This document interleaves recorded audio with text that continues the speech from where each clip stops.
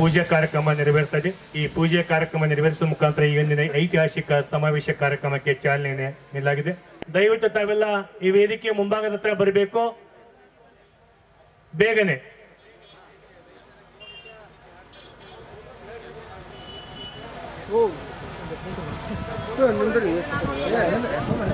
ಗೀತೆ ಮೊಳಗ್ತಾ ದಯವಿಟ್ಟು ಎಲ್ಲ ರೈತ ಬಂಧುಗಳು ಎದ್ದು ನಿಲ್ಲಬೇಕು. ದಯವಿಟ್ಟು ಅಲ್ಲಿ ನಿಂತಿರ್ತಕ್ಕಂಥ ಎಲ್ಲ ರೈತರು ದಯವಿಟ್ಟು ವೇದಿಕೆಯ ಹೃದಯದ ಧನ್ಯವಾದಗಳನ್ನ ಸಮರ್ಪಿಸುತ್ತಾ ಪೂರ್ವಕವಾಗಿ ವಿನಂತಿ ಪೂರ್ವಕವಾಗಿ ಕೇಳ್ಕೊತಾ ಇದ್ದೇವೆ.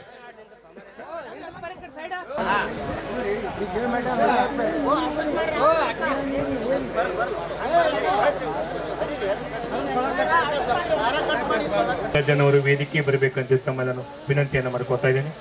ಪರಮ ಪೂಜ್ಯರಾದ ಶ್ರೀ ಸಿದ್ದೇಶ್ವರ ಸ್ವಾಮೀಜಿಯವರ ಪ್ರಾತಸ್ಮರಣೀಯರಾದ ಪೂಜ್ಯ ಜ್ಞಾನಯೋಗಿ ಗುರುದೇವರನ್ನ ಎನ್ನ ಹೃದಯ ಮನೆಯಲ್ಲಿ ಧ್ಯಾನಿಸಿಕೊಂಡು ಇವತ್ತು ನಂದಿಯ ಕೂಗು ರೈತರ ಪರವಾದಂಥ ಒಂದು ವಿಶೇಷ ಕಾರ್ಯಕ್ರಮ. ಈ ಕಾರ್ಯಕ್ರಮ ಸಾಲೋಟಿಗೆಯಲ್ಲಿ ಇವತ್ತು ಆಯೋಜನೆ ಮಾಡಿಕೊಂಡಿದ್ದಾರೆ. ಈ ವೇದಿಕೆ ಮೇಲೆ ಪಾವನ ಸಾನ್ನಿಧ್ಯವನ್ನು ವಹಿಸಿಕೊಂಡಿರುವಂಥ ಪರಮ ಪೂಜ್ಯರಾದ ಸಿಂದಗಿ ಸಾರಂಗ ಮಠದ ಪ್ರಭು ಮಹಾಸ್ವಾಮಿಗಳ ಸನ್ನಿಧಾನಕ್ಕೆ ಶರಣಾರ್ಥಿ ಸಲ್ಲಿಸುತ್ತಾ ಪೂಜ್ಯ ಸಲ್ಲೋಟಿಗಿ ಗುರುದೇವಾಶ್ರಮದ ಸಂಗಮೇಶ್ವರ ಸ್ವಾಮೀಜಿಯವರಲ್ಲಿ ಶರಣಾರ್ಥಿ ಹೇಳಿ ಪೂಜ್ಯ ಶಂಕರಾನಂದ ಸ್ವಾಮಿಗಳು ಸಿದ್ಧಾರೂಢ ಮಠ ಚಳಕಾಪುರ ಪೂಜ್ಯರಲ್ಲಿ ಶರಣಾರ್ಥಿ ಸಲ್ಲಿಸಿ ಹಾಗೆ ಬ್ರಹ್ಮಾನಂದ ಮಹಾಸ್ವಾಮಿಗಳು ಹುಮ್ನಾಬಾದ ಪೂಜ್ಯರಲ್ಲಿ ರೈತರ ಹಿತಚಿಂತಕರಾಗಿರುವಂಥ ಸೋಮಲಿಂಗಜ್ಜನವರಲ್ಲಿ ಈ ಎಲ್ಲ ಕಾರ್ಯಕ್ರಮದ ರೂಹಾರಿಯಾಗಿ ನಮ್ಮನ್ನು ಮತ್ತು ನಿಮ್ಮನ್ನು ಇಲ್ಲಿ ಕೂಡಿಸ್ಲಿಕ್ಕೆ ಕಾರಣೀಭೂತರಾದಂಥ ರೈತರ ಹಿತಚಿಂತಕರಾಗಿರುವಂಥ ಮಾನ್ಯ ಬಸವರಾಜ ಬಿರಾದವರಲ್ಲಿ ಕೂಡ ಶರಣಾರ್ಥಿ ಸಲ್ಲಿಸಿ ಎಲ್ಲ ರೈತರಿಗೂ ಶರಣಾರ್ಥಿಗಳು. ಈ ಕಾರ್ಯಕ್ರಮ ಅಡವಿಯೊಳಗೆ ರೈತರ ಜಾಗದಲ್ಲಿ ಸಮಾವೇಶಗೊಂಡಿದೆ. ಇದು ಕಾರ್ಯಕ್ರಮ ಸಣ್ಣದಿರಬಹುದು, ಆದರೆ ಇದರ ಕೂಗು ಎಲ್ಲಿ ಹೋಗ್ಬೇಕಂದ್ರೆ ಬೆಂಗಳೂರು ವಿಧಾನಸೌಧ ತಕ್ಕ ಹೋಗಬೇಕು ಅಂತ.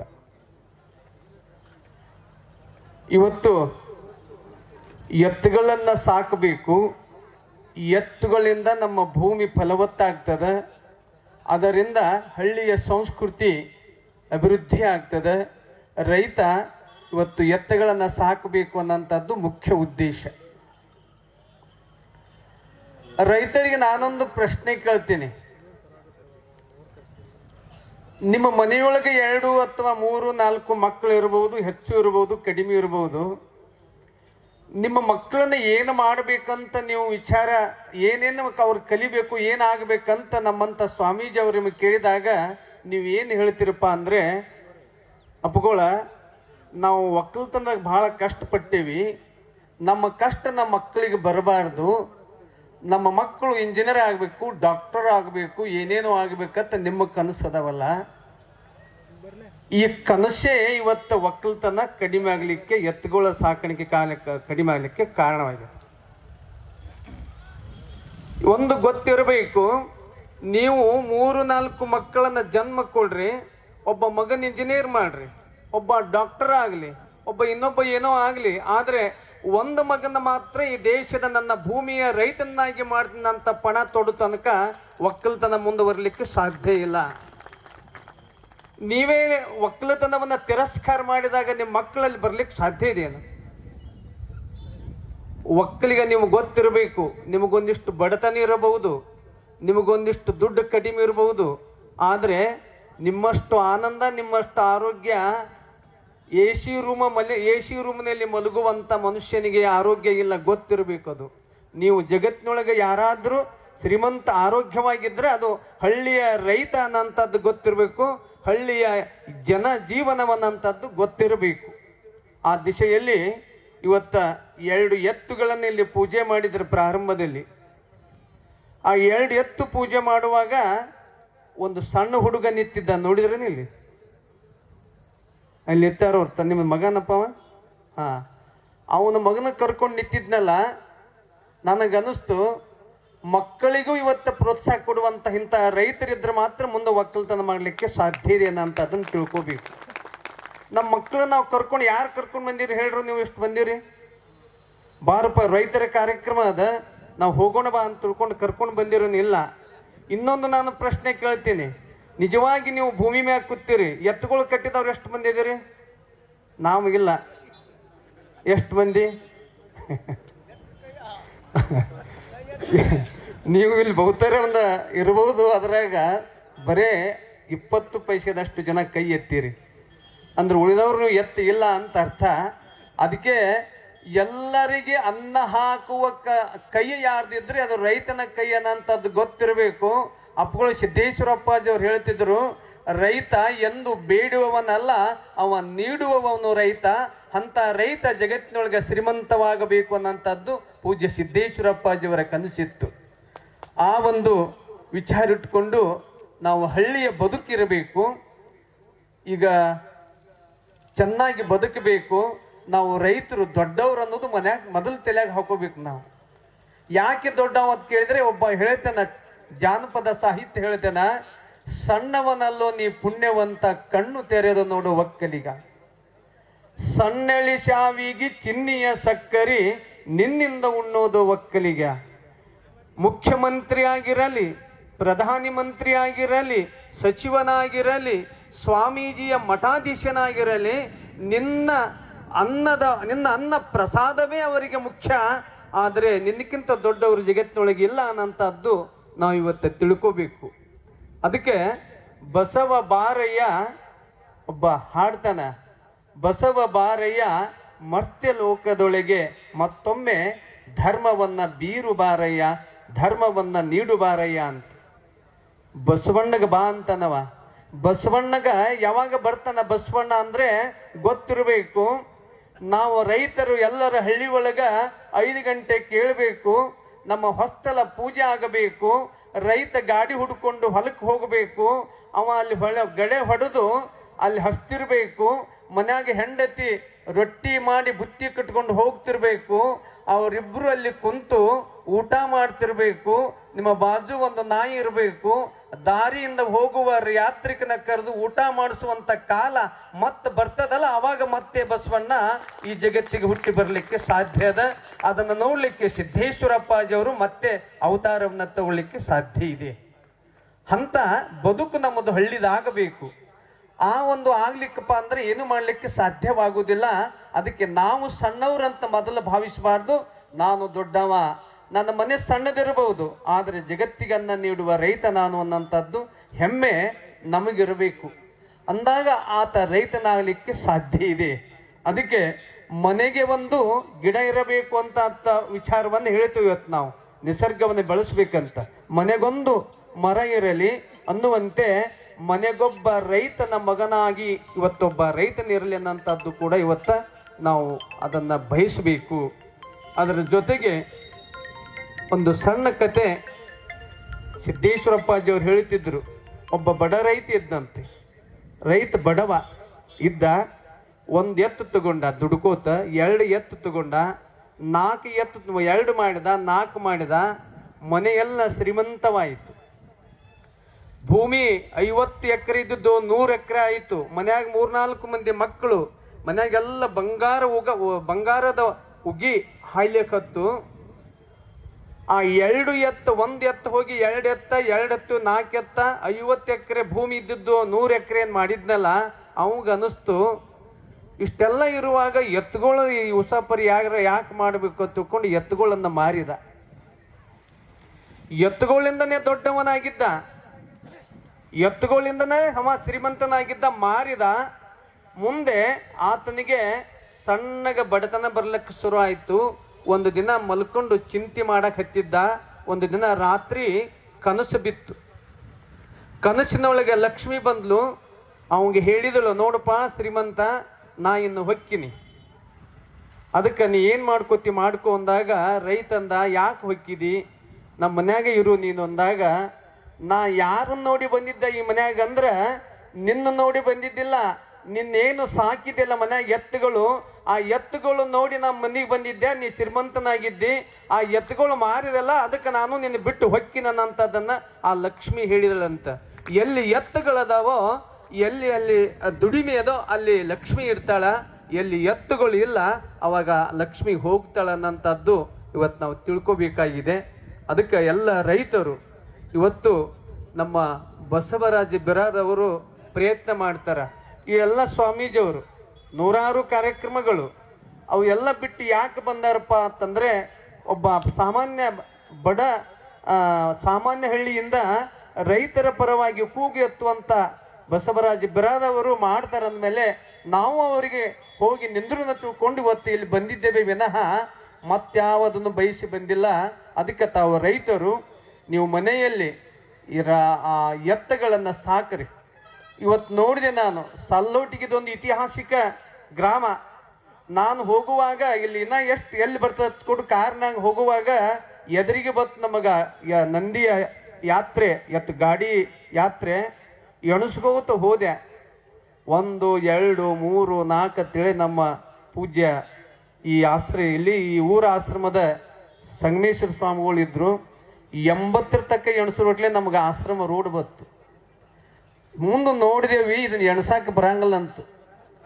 ಅಂದ್ರೆ ಸಲ್ಲೋಟಿಗೆ ಗ್ರಾಮದಲ್ಲಿ ಹೇಳಿದರು 200-300 ಎತ್ತುಗಳು ಇಟ್ಟು ಮನೆತನ ಒಕ್ಕಲ್ತನ ಮಾಡೋ ಮನೆತನ ಅದ. ಅಂದಮೇಲೆ ಇದು ಅತ್ಯಂತ ಶ್ರೀಮಂತ ಊರು ಅನ್ನೋದಕ್ಕೂ ಇದಕ್ಕೇನು ತಪ್ಪಲ್ಲ. ಯಾವ ಊರಲ್ಲಿ ಎತ್ತು ಇರ್ತಾವೋ, ಯಾವ ಊರಲ್ಲಿ ಒಕ್ಕಲ್ತನದಿಂದ ಗಳಿವು ಹೊಡಿತಾರೋ, ಯಾವ ಊರಲ್ಲಿ ತಲೆ ಮೇಲೆ ಬುತ್ತಿಯನ್ನು ಹೊತ್ತು ಹೆಣ್ಮಗಳು ಹೊಲಕ್ಕೆ ಹೋಗ್ತಾಳೋ ಆ ಊರ ಸಿರಿನೇ ಬೇರೆ ಇರ್ತದೆ. ನೋಡ್ರಿ ನೀವು ಮನ್ಯಾಗ ಅಡಿಗೆ ಮಾಡಿ ಒಬ್ಬ ಹೆಣ್ಮಗಳು ಅಡಿಗೆ ಮಾಡಿಕೊಂಡು ಬುತ್ತಿ ಕಟ್ಟಿಕೊಂಡು ಒಂದು ತಟ್ಟ್ಯಾಗ ಇಟ್ಟುಕೊಂಡು ಹಣೆಗೆ ಬುತ್ತಿ ಹಚ್ಕೊಂಡು ಕುಂಕುಮ ಹಚ್ಕೊಂಡು ಆಕೆ ತಗೊಂಡು ಹೊಂಟ್ರೆ ಪಾರ್ವತಿ ಅಂತ ಕಾಣಬೇಕು, ಲಕ್ಷ್ಮಿ ಹಂಗೆ ಕಾಣ್ತಾಳ. ಅಂತ ವೈಭವ ಇವತ್ತು ಹೋಗಿ ರೈತರು ಕೂಡ ಹೋಟೆಲ್ದಲ್ಲಿ ಉಣ್ಣುವಂಥ ಒಂದು ಪರಿಸ್ಥಿತಿ ಇವತ್ತು ಬಂದಿದೆ. ಅದು ಆಗಬಾರ್ದು. ನಮ್ಮ ರೈತರು ಎತ್ತನ್ನು ಸಾಕಬೇಕು, ಅವ್ರ ಎತ್ತಿನಿಂದ ಮತ್ತೆ ಉಳುಮೆಯನ್ನು ಮಾಡಬೇಕು. ಅದನ್ನ ನೋಡುವಂಥ ಒಂದು ಸೌಭಾಗ್ಯ ಬೇಗ ಬರಲಿ ಅನ್ನೋಂಥದ್ದು ಇದೆ. ಈಗ ಅದನ್ನ ಮತ್ತೆ ನಾವು ಬೆಳೆಸಬೇಕಾಗಿದೆ. ಅಂಥ ಒಂದು ಈ ಕಾರ್ಯಕ್ರಮವನ್ನು ನಮ್ಮ ಬಸವರಾಜ ಬೀಳೂರ ನಮ್ಮ ಬಿರಾದಾರವರು ಮಾಡಿದ್ದಾರೆ. ಅವ್ರ ಹಿಂದೆ ತಾವೆಲ್ಲರೂ ಸಹಕಾರ ಕೊಟ್ಟಿರಿ. ಇದು ಹೀಗೆ ಬೆಳ್ಕೊತ ಹೋಗಿ ನಿಮ್ಮೆಲ್ಲರಿಗೆ ಎತ್ತುಗಳಿಗೊಂದೊಂದಿಷ್ಟೇನೋ ಸರ್ಕಾರದಿಂದ ಧನಸಹಾಯ ಬರಬೇಕು ಅನ್ನೋಂಥದ್ದು ಅವ್ರ ಇಚ್ಛೆ ಇದೆ. ಆದರೆ ರೈತನೇ ಸರ್ಕಾರ ನಡೆಸುವಂಗ ಆಗಬೇಕು. ಇವತ್ತಿನ ದಿನಮಾನದಲ್ಲಿ ರೈತನೇ ಸರ್ಕಾರದ ಪರವಾಗಿ ಇವತ್ತು ಅವ ಹೋಗಿ ಯಾಚನೆ ಆಗಬಾರ್ದು, ರೈತನೇ ಸರ್ಕಾರವಾಗಬೇಕು ಅನ್ನೋಂಥದ್ದು ಈ ಮುಖಾಂತರ ಹೇಳುತ್ತಾ, ರೈತ ದೊಡ್ಡವ, ಅವ ಯಾವಾಗಲೂ ಸಣ್ಣವಲ್ಲ. ನೀವೇನೇ ಅನ್ಬಹುದು, ನಮಗೇನು ಪರಿಸ್ಥಿತಿ ಬಹಳ ಕಷ್ಟದತ್ತಾದರೂ ನಿಮಗಿಂತ ದೊಡ್ಡವರು ಜಗತ್ತಿನೊಳಗೆ ಇಲ್ಲ. ನಾವು ಸ್ವಾಮಿಗಳಾದವರು 3 ತಾಸು ಪೂಜೆ ಮಾಡಬಹುದು, 4 ತಾಸು ಮಾಡಬಹುದು. ಎದ್ದು ಕೂಡಲೇ ನಮಗೆ ಲಿಂಗಕ್ಕೆ ನಿಮ್ಮ ಪ್ರಸಾದವೇ, ರೈತರ ಬೆಳೆದ ಪ್ರಸಾದವೇ ಎಡಿ ಆಗ್ತದೆ ವಿನ ಹಾಗೆ ನೀವು ದೊಡ್ಡವರು ಅದಿರಿ ಅನ್ನಂಥ ಮಾತನ್ನು ಈ ಪ್ರಸಂಗದಲ್ಲಿ ಹೇಳಿ ಈ ಒಂದು ಪ್ರಯತ್ನ ಇದು ಮುಟ್ಲಿ. ನಿಮ್ಮೆಲ್ಲರಿಗೆ ಸಹಾಯಧನ ಸರ್ಕಾರ ನೀಡಲಿ ಅಥವಾ ಅದರ ಹಕ್ಕು ನೀವು ಒತ್ತಾಯಿಸಿ ಈಗಾಗಲೇ ಅದನ್ನು ಪ್ರಸ್ತಾವನೆ ಮಾಡಿದ್ದಾರೆ. ಈ ಕಾರ್ಯಕ್ರಮಕ್ಕೆ ಯಶಸ್ವಿಯಾಗಲಿ, ಗುರುದೇವರ ಆಶೀರ್ವಾದ ಇರಲಿ.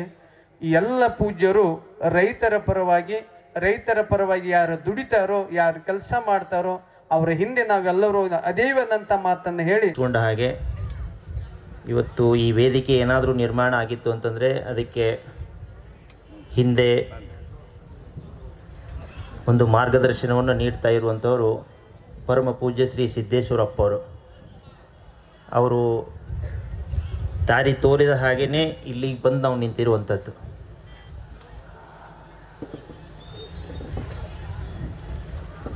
ಅಪ್ಪವ್ರ ಹತ್ರ ನಾವು ಹೋಗಿ ಒಮ್ಮೆ ಚರ್ಚೆ ಮಾಡಿದಾಗ 2 ಗಂಟೆ ನಾವು ಹೋಗೋ ಹಾದಿ ಸರಿ ಇಲ್ಲ ಅನ್ನೋದು ಅವ್ರು ತಿಳಿಸಿದರು. ಸರಿ ಇರುವಂಥ ಹಾದಿ ಯಾವುದು ಅಂತ ಹುಡುಕಬೇಕಾಯ್ತು. ಆ ಹುಡುಕಿದಾಗನೇ ನಮಗೆ ಗೊತ್ತಾಗಿರೋದು ಇನ್ನು ಮುಂದೆ ಭವಿಷ್ಯ ನಿಂತಿರೋದನ್ನೇ ಈ 4 ಕಾಲಿನ ಬಸವಣ್ಣನ ಮೇಲೆ, ನಂದಿ ಮೇಲೆ ಅಂತೇಳಿ.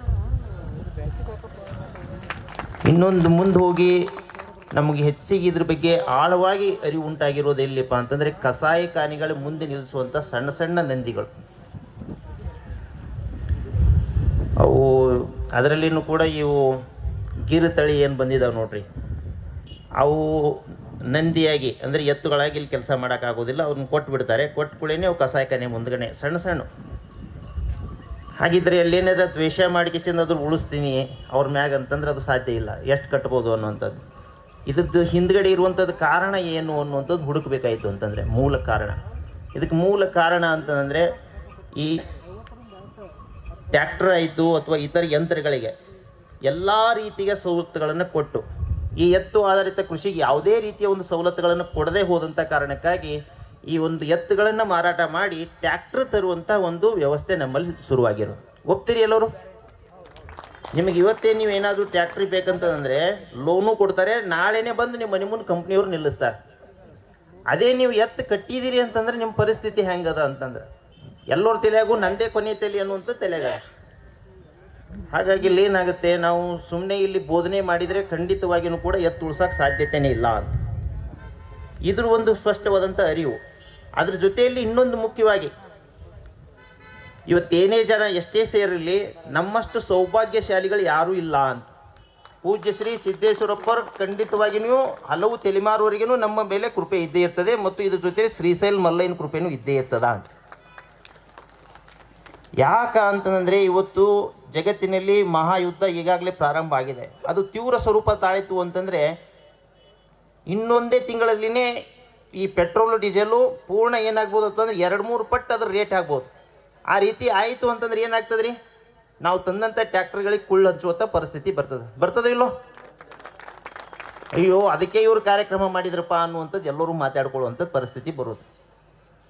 ಇಲ್ಲ ಬರೀ ಇದನ್ನೇ ನಾವು ಉಪಯೋಗ ಮಾಡ್ಕೊಂಡು ಹೋಗ್ತೀವಿ ಅಂತಂದರೆ, ಇದೇ ರೀತಿಯೇ ಹೋದ್ವಿ ಅಂತಂದ್ರೆ ಈಗ ಪ್ರತಿಯೊಬ್ಬರು ಮನ್ಯಾಗ ಏನು ರೋಗ ಬಂದಿದ್ದಾವೋ ಅದು ಇನ್ನೂ ಹೆಚ್ಚಾಕೋತ ಹೋಗ್ತದೆ. ಎಲ್ಲಿ ಎತ್ತುಗಳು ಹೋಗ್ಯಾವು ಅಚ್ಚುಕಟ್ಟು ಪ್ರದೇಶದಲ್ಲಿ, ತುಂಗಭದ್ರಾ ಅಚ್ಚುಕಟ್ಟು ಪ್ರದೇಶದಲ್ಲಿ 4 ಮಂದಿಯಲ್ಲಿ ಒಬ್ಬರಿಗೆ ಏನಾಗಿದೆ ಈ ಕ್ಯಾನ್ಸರ್ ಇರೋದು. ಇದಕ್ಕೆ ಮೂಲ ಕಾರಣ ಅಂದರೆ ನಂದಿ ಸಂಪತ್ತು ನಾಶ ಆಗಿರೋದು. ಹಾಗಿದ್ರೆ ಇಲ್ಲಿ ನಾವು ಏನಾದರೂ ಈ ವಿಚಾರವನ್ನೇ ಅಷ್ಟೇ ನಾವು ವ್ಯಕ್ತಪಡಿಸಿ ನೀವು ಎತ್ತು ಕಟ್ಟ್ರಿ ಅಂತಂದ್ರೆ ಇದು ಸಾಧ್ಯ ಇಲ್ಲ ಇವತ್ತಿನ ದಿವಸ. ಹಾಗಾಗಿ ಇವತ್ತು ರೈತರು ಏನಾಗಬೇಕಾಗಿದೆ ಅಂತಂದರೆ ತಮ್ಮ ಹಕ್ಕನ್ನು ತಾವು ಕೇಳಬೇಕಾಗಿದೆ ಅನ್ನುವಂಥ ಸರ್ಕಾರದ ಮುಂದೆ. ಭಿಕ್ಷೆ ಇನ್ನೊಂದು ಹಕ್ಕು, ಇವೆರಡರ ವ್ಯತ್ಯಾಸ ಬಹಳ ಮುಖ್ಯ ಇದೆ. ಭಿಕ್ಷೆ ಅಂತಂದರೆ ನಾ ಹೆಂಗಾರ ಬದುಕೊಳ್ಳೋಕೆ ಏನರ ಕೊಡು ಅಂತ ಕೇಳೋದು. ಹಕ್ಕು ಅಂತಂದರೆ ನಿನ್ನ ಬದುಕು ಮತ್ತು ನಿನ್ನ ಸುತ್ತಲಿರುವಂಥವ್ರನ್ನ ಬದುಕುವಂಥ ವ್ಯವಸ್ಥೆ ಅಥವಾ ಬದುಕುವಂಥ ನಿಟ್ಟಿನಲ್ಲಿ ಕೆಲಸ ಮಾಡೋನು, ಕಾಯಕ ಮಾಡೋನು ನಾನು ಅಂತೇಳಿ ನನ್ನ ಹಕ್ಕನ್ನು ಕೇಳೋದು ಅಂತ. ಎರಡಕ್ಕೂ ಭಾಳ ವ್ಯತ್ಯಾಸ ಇರೋದು. ನನ್ನನ್ನು ಬದುಕಿಸ್ರಿ ಅಂತ ಕೇಳೋದು ಭಿಕ್ಷೆ, ನಿಮ್ಮನ್ನು ಬದುಕಿಸ್ತೀನಿ ಅದಕ್ಕೆ ಪೂರಕವಾದಂಥ ವ್ಯವಸ್ಥೆನ ನಿರ್ಮಾಣ ಮಾಡ್ರಿ ಅಂತ ಕೇಳೋದು ಹಕ್ಕು ಅನ್ನೋದು. ಹಾಗಿದ್ರೆ ಇವತ್ತೆಲ್ಲರೂ ನಾವು ಕೂಡಿರೋದು ನಮ್ಮ ಹಕ್ಕನ್ನು ಪ್ರತಿಪಾದನೆ ಮಾಡೋಕ್ಕೆ ಅಂತ. ಇವತ್ತು ಜೋಡೆತ್ತು ಕಟ್ಟಿದಂಥ ರೈತ ಅಂತಂದರೆ ಅವ 11 ರೀತಿಯ ಒಂದು ಏನಾಗ್ತಾನೆ, ದೇಶದ ಆಸ್ತಿಯನ್ನು ರಕ್ಷಣೆ ಮಾಡ್ತಾನೆ. ಮೊದಲೇದಲ್ಲಿ ಬೋರ್ಡ್ ಹಾಕಿದ್ದೀವಿ ನೋಡಿರಿ, ದಯವಿಟ್ಟು ಎಲ್ಲರೂ ಒಂದು ಸರಿ ನೋಡಿ ಹೋಗ್ಬೇಕು ಅದನ್ನು. ನಾನು ಬಹಳ ಸಮಯ ಇಲ್ಲ, ಯಾಕಂದರೆ 2 ಮಿನಿಟಲ್ಲಿ ಇದನ್ನು ಮುಕ್ತಾಯಗೊಳ್ಳಿ ಪೂಜ್ಯರಿಗೆ ನಾನು ಈ ಮುಂದಿನ ವೇದಿಕೆಯನ್ನು ಕೊಡ್ತಾ ಇದ್ದೀನಿ. ಮೊದಲೇದು ಮಣ್ಣು ಈ ದೇಶದಲ್ಲಿ ರಕ್ಷಣೆ ಮಾಡುವಂಥವನು ಜೋಡೆತ್ತು ಕಟ್ಟಿದಂಥ ರೈತನೇ ಅಂತ. ಇವತ್ತು ಯಾರು ಜೋಡೆತ್ತಲಿಂದ ಉಳುಮೆ ಮಾಡ್ತಾರೆ ಮತ್ತು ಇತರ ಏನು ಬೇರೆ ಒಂದು ಯಂತ್ರಗಳನ್ನು ಅವಲಂಬಿಸಿ ಉಳುಮೆ ಮಾಡ್ತಾ ಇದ್ದಾರಲ್ಲ, ಎರಡರ ವ್ಯತ್ಯಾಸ ನೋಡಿದರೆ ಮಣ್ಣು ರಕ್ಷಣೆ ಮಾಡುವಂಥವನು ಜೋಡೆತ್ತಿನ ಕೃಷಿಕ ಅನ್ನೋದು. ಅದೇ ರೀತಿ ನೀರನ್ನು ರಕ್ಷಣೆ ಮಾಡುವಂಥವನು. ಇವತ್ತು ಹಳ್ಳ ಹರಿತಿದ್ದು 20 ವರ್ಷಗಳ ಹಿಂದೆ, ಇವತ್ತು ಹಳ್ಳ ಹರಿತಾ ಇಲ್ಲ. ಅದಕ್ಕೆ ಕಾರಣ ಅಂದರೆ ನಂದಿ ಸಂಪತ್ತು ನಾಶ ಆಗಿರೋದು. ಹಾಗಿದ್ರೆ ಶುದ್ಧವಾದಂಥ ನೀರು ಉಳಿಸವ ಯಾರು? ಜೋಡೆತ್ತು ಕಟ್ಟಿದಂಥ ರೈತ. ಇವತ್ತು ವಿಷಮುಕ್ತ ಅನ್ನ ಅಂತಂತೀವಿ, ಜೋಡೆತ್ತು ಕಟ್ಟಿದಂಥ ರೈತನ ಬಿಟ್ಟರೆ ನಾವು ಉಳಿಸೋಕೆ ಸಾಧ್ಯತೆಯೇ ಇಲ್ಲ ಎಲ್ಲರಿಗೂ ಕೂಡ. ಹಾಗಿದ್ರೆ ಅನ್ನ ರಕ್ಷಣೆ ಮಾಡೋನು ಅವನು ಜೋಡೆತ್ತು ಕಟ್ಟಿದಂಥ ರೈತ. ಇವತ್ತೆಲ್ಲರೂ ಬಹುಬೆಳೆ ಪದ್ಧತಿ ಏನೆಲ್ಲ ಇದ್ದು ನಮ್ಮಲ್ಲಿ ಎಲ್ಲನೂ ಹೋಗ್ಯಾವ. ಯಾರು ಜೋಡೆತ್ತು ಕಟ್ಟ್ಯಾರ ಅಲ್ಲೇ ಒಂದು ಸ್ವಲ್ಪ ಉಳಿದದ. ಬಹುಬೆಳೆ ಪದ್ಧತಿ ಉಳಿಸವ ಅವನೇ. ಯಾರು ಜೋಡೆತ್ತು ಕಟ್ಟಿದ್ದಾರೆ ಜೀವ ವೈವಿಧ್ಯತೆ ಅದನ್ನು ಕೂಡ ಅವನೇ ಉಳಿಸೋದು. ಅದೇ ರೀತಿ ಯಾವ ಗ್ರಾಮಗಳಲ್ಲಿ ಜೋಡೆತ್ತಿನ ಸಂಖ್ಯೆ ಹೆಚ್ಚಿಗೆ ಅದ ಅಲ್ಲೇ ಮಾತ್ರ ಆಕಳುಗಳಿರುವಂಥದ್ದು. ಹಾಗಾದರೆ ದೇಸಿ ಆಕಳು ಉಳಿಸೋನು ಜೋಡೆತ್ತಿನ ಕೃಷಿಕನೇ ಅಂತ. ಸಂಸ್ಕೃತಿ ಅಂತ ಹೇಳ್ತೀವಿ, ಎಲ್ಲ ಹಬ್ಬ ಹರಿದಿನಗಳು ನಿಮ್ಮ ಮೇಲೆ ಅವಲಂಬಿತ ಆಗಿರುವಂಥದ್ದು. ಹಾಗಾಗಿ ಸಂಸ್ಕೃತಿ ಉಳಿಸೋನು ಕೂಡ ಜೋಡೆತ್ತು ಕಟ್ಟಿದಂಥ ರೈತನೇ. ಕೂಡು ಕುಟುಂಬ ವ್ಯವಸ್ಥೆ ಎಲ್ಲಿ ಅದಪ್ಪ ಅಂದ್ರೆ ಇನ್ನೂ ಯಾರು ಜೋಡೆತ್ತು ಕಟ್ಟ್ಯಾರ ಅವ್ರ ಮನ್ಯಾಗ ಉಳ್ದದ, ಅದನ್ನು ಉಳಿಸೋನು ಕೂಡ ಜೋಡೆತ್ತು ಕಟ್ಟಿದಂಥ ರೈತ. ಕುಂಬಾರ್, ಕಮ್ಮಾರ್, ಚಮ್ಮಾರ್, ತಳವಾರ್ ಇವರೆಲ್ಲರಿಗೂ ಉದ್ಯೋಗ ನೀಡೋನು ಜೋಡೆತ್ತು ಕಟ್ಟಿದಂಥ ರೈತನೇ. ಅದೇ ರೀತಿ ಈ ದೇಶದ ಸಂವಿಧಾನನೇ ಹೇಳ್ತದೆ, ಈ ಸಂವಿಧಾನ ನಿರ್ಮಾಣ ಆಗೋಕ್ಕೆ ಮೂಲ ಕಾರಣೀಭೂತ ಅಂದರೆ ನೀವು ಕೂತಂಥ ಜೋಡೆತ್ತು ಕಟ್ಟಿದಂಥ ರೈತರು ಅನ್ನೋದು.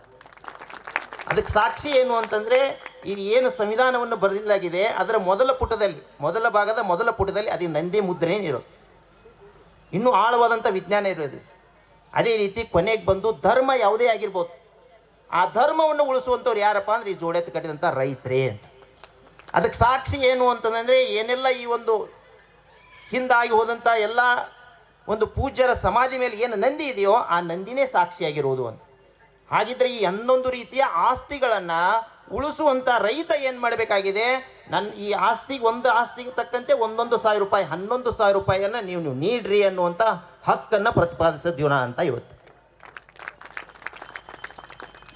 ಇಲ್ಲಿ ಒಂದು ವಿಚಾರ ಏನು ಅಂತಂದರೆ, ನಾವು ಎಲ್ಲಿ ಇಷ್ಟು ದಿವಸ ಒಂದು 108 ಕೂಡಿಸ್ಬೇಕು ಅಥವಾ 330 ಕೂಡಿಸ್ಬೇಕು ಅಥವಾ 1000 ಕೂಡಿಸ್ಬೇಕು ಅಂದಾಗ ಅದಕ್ಕಿಂತಲೂ ಹೆಚ್ಚಿನ ಎತ್ತಿನ ಬಂಡಿಗಳೇ ಬಂದಿದ್ದು. ಆದರೆ ವಿಶೇಷ ಇವತ್ತೇನಾಯ್ತಪ್ಪ ಅಂತಂದ್ರೆ, ನಾವು ಸುಮಾರು ಒಂದು 4-5 ಸಾವಿರ ಜನ ಸೇರ್ತಾರೆ ಅನ್ನುವಂಥ ನಿಟ್ಟಿನಲ್ಲಿ ಇದನ್ನು ಕಾರ್ಯಕ್ರಮ ಆಯೋಜನೆ ಮಾಡಿರೋದು. ಆದರೆ ಇಷ್ಟೇ ಜನ ಯಾಕೆ ಬಂದರು ಅಂತೇಳಿ ನಾವು ವಿಚಾರ ಮಾಡಕತ್ತಿದ್ದು. ಇದಕ್ಕೆ ಮೂಲ ಕಾರಣ ಎಲ್ಲಿ ಬಂತು ಅಂತಂದ್ರೆ, ನಾವು ಇನ್ನೊಮ್ಮೆ ಇಲ್ಲೇ ಎತ್ತು ಕೂಡಿಸ್ಬೇಕಾಗಿತ್ತಂದ್ರೆ ಮತ್ತೆ 1000 ಜನ ಬಂದೇ ಬರ್ತಿದ್ರು. ಸುಮಾರು ಒಂದು 30-40 ಕಿಲೋಮೀಟ್ರ್ ದೂರದಿಂದ ನಮಗೆ ಕರೆ ಮಾಡ್ಯಾರ, ಎತ್ತಿನ ಬಂಡಿ ತರಮೇನ್ರಿ ಅಂತೇಳಿ. ಆದರೆ ಕಾಲೇ ಬರ್ರಿ ನೀವೇ ಅಂತಂದ್ರೆ ಬರೋಕ್ಕೆ ತಯಾರಿಲ್ಲ. ಇದಕ್ಕೆ ಮೂಲ ಕಾರಣ ಏನಪ್ಪ ಅಂದರೆ, ಎತ್ತು ಬಿಟ್ಟು ಅವ ಒಂದೊಂದು ದಿವಸ ಪೂರ ಹೋಗೋಕ್ಕೆ ಸಾಧ್ಯತೆಯೇ ಇಲ್ಲ ಅಂತ ಜೋಡೆತ್ತು ಕಟ್ಟಿದಂಥ ರೈತ.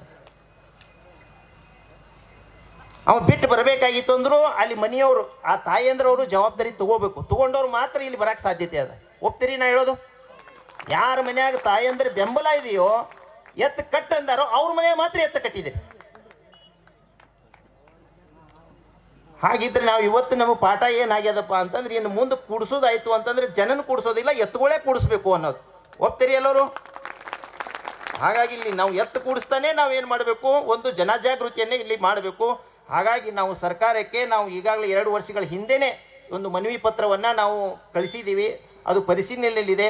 ಆದರೆ ಇವತ್ತು ಎಲ್ಲರೂ ಒಗ್ಗೂಡಿ ಇದು ನಮ್ಮ ಹಕ್ಕದ, ಇದನ್ನು ನೀಡಲೇಬೇಕು ಅನ್ನುವಂಥ ದೃಢವಾಗಿ ನಮ್ಮ ವಿಚಾರವನ್ನು ವ್ಯಕ್ತಪಡಿಸಿದರೆ ಮಾತ್ರ ನಮಗೆ 11,000 ರೂಪಾಯಿ ಪ್ರತಿ ತಿಂಗಳು ಪ್ರೋತ್ಸಾಹನ ಸಿಗಕ್ಕೆ ಸಾಧ್ಯತೆ ಇದೆ ಅಂತ.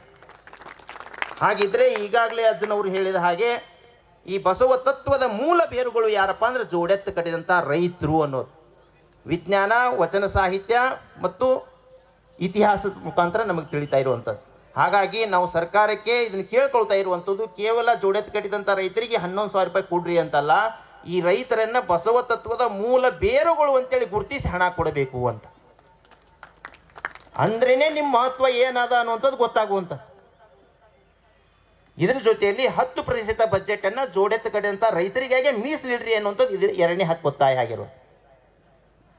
ಹಾಗಿದ್ರೆ ಇಲ್ಲಿ ಹಕ್ಕೊತ್ತಾಯ ಮಾಡಿ ನಾವು ಮನೆಗೆ ಹೋದ್ರೆ ಸಾಲದು. ಹಾಗಾಗಿ ಇಲ್ಲಿ ಎಷ್ಟು ಜನ ಬಂದಿದ್ದೀರೋ ಎಲ್ಲರೂ ಕೂಡ ಒಬ್ಬ ಸೇನಾಧಿಪತಿಯಾಗಿ ನಾವು ಹೋಗಬೇಕು ಅನ್ನೋದು. ಅಂದರೆ ನಮ್ಮ ಗ್ರಾಮದಲ್ಲಿ ಸೈನಿಕರನ್ನು ನಾವು ತಯಾರಿ ಮಾಡಬೇಕು, ಹೇಳಬೇಕು ವಿಚಾರವನ್ನು. ಹಾಗಿದ್ರೆ ಯಾವ ರೀತಿ ಜಾಗೃತಿ ಮೂಡಿಸೋದು, ಈ ಒಂದು ವಿಚಾರ ಬಹಳ ಮುಖ್ಯ ಇದೆ, ಇದು ನಾವು ತಗೊಂಡ್ಕೊಂಡು ಹೋಗುವಂಥದ್ದು. ಈಗ ಕಂಬಿ ಮಲ್ಲಯ್ಯ ಅನ್ನುವಂಥದ್ದು ಪ್ರತಿಯೊಂದು ಗ್ರಾಮದಲ್ಲಿದೆ. ಕಂಬಿ ಮಲ್ಲಯ್ಯ ಅಂತಂದರೆ ನಂದಿ ಮಲ್ಲಯ್ಯ ಅಂತ, ಅಂದರೆ ಗ್ರಾಮದ ನಂದಿ ಸಂಪತ್ತನ್ನು ಉಳಿಸಾಕನೇ ಕಂಬಿ ಮಲ್ಲಯ್ಯ ಇರೋದು. ಹಾಗಾಗಿ ಕಂಬಿಯೊಂದಿಗೆ ನಂದಿ ಯಾತ್ರೆ ಅಂತೇಳಿ ನಾವೊಂದು ಜನಜಾಗೃತಿ ಮಾಡಬೇಕು ಅನ್ನೋಂಥದ್ದು ವಿಚಾರ ಇರೋದು. ಅಂದರೆ ಯಾರ್ಯಾರ ಗ್ರಾಮಗಳಿಂದ ಇನ್ನೊಂದು ತಿಂಗಳಲ್ಲಿ ಏನು ಕಂಬಿಯನ್ನು ಕಳಿಸ್ತಾ ಇದ್ದೀರೋ ಅದ್ರ ಜೊತೆಯಲ್ಲಿ ನಿಮ್ಮ ಎತ್ತಿನ ಬಂಡಿಗಳ ಮುಖಾಂತರ 3ರಿಂದ 11 ಕಿಲೋಮೀಟ್ರ್ವರೆಗೆ ಹೋಗಿ ಏನು ಮಾಡೋದು, ಆ ಒಂದು ಕಂಬಿಯನ್ನು ಬೀಳ್ಕೊಡುವಂಥದ್ದು. ಮಾಡ್ಬೋದ್ರಿ ಏನಾರು ಎಲ್ಲರೂ ಮಾಡ್ಬೋದಾ? ನಿಮ್ಮ ಗ್ರಾಮಗಳಲ್ಲಿ ಮಾಡ್ಬೋದಾ? ಒಂದು ನಮ್ಮ ಗ್ರಾಮಗಳಲ್ಲಿ ಈಗಾಗಲೇ ನಮ್ಮ ಒಡವಡಿಗೆ ಗ್ರಾಮದಲ್ಲಿ 2 ವರ್ಷದಿಂದನೇ ನಾವು ಪ್ರಾರಂಭ ಮಾಡಿದ್ದೀವಿ. ಈ ನಿಟ್ಟಿನ ಒಂದು ಏನಾದರೂ ನಿರ್ಧಾರದೊಂದಿಗೆ ನೀವು ಹೋಗಿ ನಿಮ್ಮ ಒಂದು ನಂದಿ ಸೇನೆಯನ್ನು ಕಟ್ಟಿ ಕಂಬಿ ಮಲ್ಲಯ್ಯನೊಂದಿಗೆ ಹೋಗಿ ನೀವೇನಾದರೂ ಒಂದು ಸಂಕಲ್ಪ ಮಾಡಿದ್ರಿ ನಂದಿ ಸಂಪತ್ತು ಹೆಚ್ಚಿಗೆ ಮಾಡು ಅಂತೇಳಿ, ಈಗೇನು ಕಂಬಿ ಹೋಗ್ತಾವೆ, ಕೇವಲ ಕಂಬಿ ಹೋಗಿ ಕಂಬಿ ಮಾತ್ರ ಬರೋದಿಲ್ಲ, ಅದರೊಳಗೆ ಶ್ರೀಶೈಲ ಮಲ್ಲಯ್ಯನೇ ಬರ್ತಾನೆ ಅಂತ. ನಿಮ್ಮ ಗ್ರಾಮದ ನಂದಿ ಸಂಪತ್ತನ್ನು ಉಳಿಸಾಕ ಶ್ರೀಶೈಲ ಮಲ್ಲಯ್ಯನೇ ಬರ್ತಾನೆ. ಶ್ರೀಶೈಲ ಮಲ್ಲಯ್ಯ ಇರೋದೇ ಈ ಭಾಗದ ಒಂದು ನಂದಿ ಸಂಪತ್ತನ್ನು ಉಳಿಸಾಕ ಅಂತ. ಹಾಗಾಗಿ ಯಾವ ನಿಟ್ಟಿನಲ್ಲಿ ಒಂದು ಶ್ರೀಶೈಲ ಮಲ್ಲಯ್ಯ ನಮಗೆ ಮಾರ್ಗದರ್ಶನ ತೋರಿಸ್ತಾನೋ ಗೊತ್ತಿಲ್ಲ, ಆದರೂ ಉಳಿಯೋದು ಮಾತ್ರ ಉಳಿಯೋದೇ ಇದು ಸಂಘಟನೆ ಆಗೋದೇನೆ ಇದು ಕರ್ನಾಟಕ ರಾಜ್ಯದಲ್ಲಿ. ಈ ರಾಜ್ಯದಲ್ಲಿ 20 ಲಕ್ಷ ಜನ ಈ ಜೋಡೆತ್ತಿನ ಕಟ್ಟಿದಂಥ ರೈತರಿದ್ದಾರೆ. ಹೌದು, ನಾವೆಲ್ಲರೂ ಕೂಡ ಒಗ್ಗೂಡಿ ಈ ಹಕ್ಕೊತ್ತಾಯವನ್ನು ಸರ್ಕಾರದ ಮುಂದೆ ಮಾಡಿದ್ದೇ ಆದರೆ ಕೇವಲ ಒಂದೇ ಒಂದು ತಿಂಗಳಲ್ಲಿ ನಾವೇನು ಹಕ್ಕನ್ನು ಕೇಳ್ತಾ ಇದ್ದೀವೋ ಅದನ್ನು ಪಡೆಯೋಕ್ಕೆ ಸಾಧ್ಯತೆ ಇದೆ ಅನ್ನುವಂಥದ್ದು ತೋರಿಸ್ಕೊಡುವಾಗ. ಹಾಗಾಗಿ ಇಲ್ಲಿ ಏನೇ ಇವತ್ತು ಪೂಜ್ಯರು ಇಲ್ಲಿ ಬಂದಿದ್ದಾರೆ ಅಂತಂದರೆ ಪೂಜ್ಯ ಶ್ರೀ ಸಿದ್ದೇಶ್ವರ ಅಪ್ಪೋರನೇ ಅವರೆಲ್ಲರನ್ನೂ ಕೂಡ ಇಲ್ಲಿ ಸನ್ನಿಧಾನದಲ್ಲಿ ಕೂಡಿಸಿರುವಂಥದ್ದು. ಇವತ್ತು ಎಲ್ಲರ ಪಾತ್ರನೂ ಕೂಡ ಅದರಲ್ಲಿನೂ ಕೂಡ ಪರಮ ಪೂಜ್ಯ ಬಸವಲಿಂಗ ಸ್ವಾಮೀಜಿಯವರು ನಾವು ಆ ಒಂದು ಜ್ಞಾನ ಯೋಗಾಶ್ರಮದಿಂದನೇ ನಾವು ಪಾದಯಾತ್ರೆ ಮುಖಾಂತರ ಬಿಜ್ಜರಿಗೆಯವರಿಗೆ ಹೋಗಿ ಇದು ಸಂಕಲ್ಪವನ್ನು ಮಾಡಿರೋದು. ಅವರೇ ಆಶೀರ್ವಾದ ಮಾಡಿ ನಮಗೆ ಕಳಿಸಿರೋದು.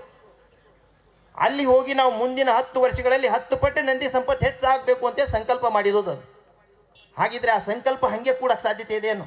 ಅದು ಯಾವುದೋ ರೂಪದಲ್ಲಿ ಅದು ಸಾಕಾರ ಆಗಲೇಬೇಕು ಅನ್ನೋಂಥದ್ದು. ಹಾಗಾಗಿ ಮೊದಲ ಹಂತದಲ್ಲಿ ಇದನ್ನು ಕೂಡಿಸುವಂಥ ವ್ಯವಸ್ಥೆಯಾಗಿದೆ. ಅದರ ಜೊತೆಯಲ್ಲಿ ಇದಕ್ಕೆ ಸಂಪೂರ್ಣವಾಗಿ ಮಾರ್ಗದರ್ಶನ ನೀಡ್ತಾ ಬಂದಂಥವರು ಶ್ರೀಯುತ ಸೋಮಲಿಂಗ ಅಜ್ಜನವರು. ಮುಂದೆ ನಾವು ಯಾವುದೇ ಕಾರಣಕ್ಕೂ ಈ ಒಂದು ವಿಚಾರವನ್ನು ಇಟ್ಕೊಂಡು ನಾವು ಸಾರಂಗ ಮಠಕ್ಕೆ ಹೋದರೆ ಅದು ಜೀವನದಲ್ಲಿ ಎಂದೂ ಮರಿಬಾರ್ದು. ಅಂಥ ಒಂದಲ್ಲಿ ಏನಪ್ಪ ಅಂದ್ರೆ ಪ್ರಸಾದ ಅದ, ಕೇವಲ ಸಜ್ಕ ಮಾತ್ರ ಇಲ್ಲ, ಅದ್ರ ಜೊತೆ ಈ ಒಂದು ಗೋಮಾತೆಯ ಒಳ್ಳೆಯ ಹಾಲು, ಪರಿಶುದ್ಧವಾದಂಥ ಹಾಲು, ಅದು ಎಂದೂ ಕೂಡ ನಾವು ಮರೆಯೋಕ್ಕಾಗೋದಿಲ್ಲ. ಹೋದಾಗೊಮ್ಮೆ ಅದಾಗಿದೆ 100 ಆಕಳು, ಅದು ಸಿಟಿಯಾಗನೇ ಇರುವಂಥದ್ದು. ನಾವು ಎಲ್ಲರೂ ಗೋಶಾಲೆ ಅನ್ನೋದು ನೋಡಬೇಕು. ಇದ್ರ ಜೊತೆಯಲ್ಲಿ ದೊಡ್ಡದಾದಂಥ ಶಕ್ತಿ ತಾಯಂದ್ರಿಗೆ ಅಂತಂದರೆ ಪೂರ್ಣಾಪುರದ ಯೋಗೀಶ್ವರಿ ಮಾತಾಜಿಯವರು ಈ ವಿಚಾರದಲ್ಲಿ ಯಾವತ್ತಿಗೂ ಕೂಡ ನಾವು ಬರೀ ಫೋನ್ ಮಾಡಿದ್ರೇ ಸಾಕು, ಇಲ್ಲ ನಾವು ಮುಂದೆ ನಿಲ್ಲಲೇಬೇಕು, ಇವತ್ತು ತಾಯಂದರ ಒಂದು ಭವಿಷ್ಯ ನಿಂತಿರೋದು ಇದ್ರ ಮೇಲೆ ಎನ್ನುವಂಥ ನಿಟ್ಟಿನಲ್ಲಿ ಬರೀ ಫೋನ್ ಮಾಡಿದ್ರೇ ಇಲ್ಲಿ ಸಾನ್ನಿಧ್ಯವನ್ನು ವಹಿಸಿರುವಂಥದ್ದು. ಅದೇ ರೀತಿ ನಾವು ಇಲ್ಲಿ ಬಂದು ಕೇಳ್ಕೊಂಡಾಗ ಶ್ರೀಯುತ ಸಂಗಮೇಶ ಸ್ವಾಮೀಜಿಯವರು ಹೌದು ಇದು ಅವಶ್ಯಕತೆಯಾದ, ಇದ್ರ ಜೊತೆ ನಾವು ಎಲ್ಲರೂ ಕೂಡ ಒಂದುಗೂಡಬೇಕು, ಜನರನ್ನು ಒಂದುಗೂಡಿಸ್ಬೇಕು ಅಂತೇಳಿ ತಿಕೋಟದಾಗ ಇದ್ದರು, ಇಲ್ಲಿಗೆ ಬಂದಿದ್ದಾರೆ. ಹಾಗಾಗಿ ಇವತ್ತು ಎಲ್ಲರೂ ಪರಮ ಪೂಜ್ಯರು ತಮಗಾಗಿ ಇವತ್ತು ಸಮಯವನ್ನು ಇಷ್ಟೆಲ್ಲಾನು ನೀಡಿ ಇವತ್ತು ಎಷ್ಟೋ ಮದುವಿದಾವೆ ಅಲ್ಲಿ ಬರ್ರಿ ಅಂತೇಳಿ ಇಲ್ಲಿ ಎಲ್ಲರಿಗೆ ಕರಿತಾ ಇದ್ದಾರೆ ಆ್ಯಕ್ಚುಲಿ. ಆದರೂ ಕೂಡ ಅದು ಬಿಟ್ಟು ಇಲ್ಲಿ ಬಂದಾರಪ್ಪ ಅಂತಂದ್ರೆ ಅವ್ರ ಮೇಲೆ ನಿಮ್ಮಲ್ಲಿ ಅವ್ರಿಗಿರುವಂಥ ನಿಮ್ಮ ಮೇಲೆ ಪ್ರೀತಿ ಅಂತ ನೀವು ಅರ್ಥ ಮಾಡ್ಕೋಬೇಕು. ಯಾರು ನಿಮ್ಮ ಜೋಡಿ ಅದಾರ ಅವರೇ ನಮ್ಮ ನಿಜವಾದ ದೇವರು ಅಂತೇಳಿ ನಾವು ಏನು ಮಾಡಬೇಕು, ತಲೆಬಾಗಬೇಕು ಅಂತ. ಹಾಗಾಗಿ ಸಿದ್ದೇಶ್ವರ ಅಪ್ಪವರನ್ನೇ ಇವತ್ತು ಯಾರ ಅವಶ್ಯಕತೆ ಅದ ಮೊದಲ ಹಂತದಲ್ಲಿ ಅವರನ್ನು ಕೂಡಿಸುವಂಥ ವ್ಯವಸ್ಥೆಯನ್ನು ಮಾಡಿದ್ದಾರೆ ಅಂತ. ಹಾಗಿದ್ರೆ ನೀವು ಕೂಡೋದು ಬಹಳ ಮುಖ್ಯ ಅದೇ ಅಂತ. ನೀವು ಕೂಡೋದು ಯಾವ ಮುಖಾಂತರ ಅಂದರೆ ಶ್ರೀಶೈಲ ಮಲ್ಲಯ್ಯನ ಮುಖಾಂತರ, ಕಂಬಿ ಮಲ್ಲಯ್ಯನ ಆಧಾರಿತವಾಗಿ ಸಂಘಟಿತರಾಗಿ ನೀವೇನಾದರೂ 3 ರಿಂದ 11 ಕಿಲೋಮೀಟ್ರ್ ಎಲ್ಲೇ ಆಗಿರಲಿ ಒಂದು ಕಡೆ ಹೋಗಿ ಪ್ರಸಾದ ಮಾಡ್ಕೊಂಡು ಬಂದ್ಬಿಡೋದು. ಈ ರೀತಿ ಏನಾದರೂ ಮಾಡಿದರೆ ಖಂಡಿತವಾಗಿಯೂ ಈ ದೇಶದಲ್ಲಿ ಒಂದು ಕ್ರಾಂತಿಯನ್ನು ನಾವು ಸೃಷ್ಟಿ ಮಾಡೋಕ್ಕೆ ಸಾಧ್ಯತೆ ಇದೆ ಅಂತ. ಹಾಗಾಗಿ ನಮ್ಮ ಒಂದು ಸಂಕಲ್ಪ ಇದೆ, 1008 ಗ್ರಾಮಗಳಲ್ಲಿ ಈ ರೀತಿ ಒಂದು ನಂದಿ ಸೇನೆ ಯಾತ್ರೆ ಅನ್ನುವಂಥದ್ದು ಜೋಡಿ ತಿನ್ಬಂಡಿಗಳ ಮುಖಾಂತರ ಆಗಬೇಕು ಅನ್ನುವಂಥದ್ದು. ಹಾಗಾಗಿ ಇಲ್ಲಿ ಯಾರೆಲ್ಲ ನೀವು ಬಂದಿದ್ದೀರೋ ಇದರ ಒಂದು ಸಂಕಲ್ಪವನ್ನು ಮಾಡಿಕೊಂಡು ಹೋಗಿದ್ದೇ ಆದರೆ ಖಂಡಿತವಾಗಿಯೂ ಕೂಡ ನಮ್ಮ ಮುಖಾಂತರನೇ ಪೂಜ್ಯ ಶ್ರೀ ಸಿದ್ದೇಶ್ವರಪ್ಪಾಜಿಯವರು ಮತ್ತು ಶ್ರೀಶೈಲ ಮಲ್ಲಯ್ಯ ಕೆಲಸ ಮಾಡ್ತಾರೆ ಅನ್ನುವಂಥ ಮಾತನ್ನು ಹೇಳ್ತಾ ನನ್ನ ಈ 4 ಮಾತುಗಳನ್ನು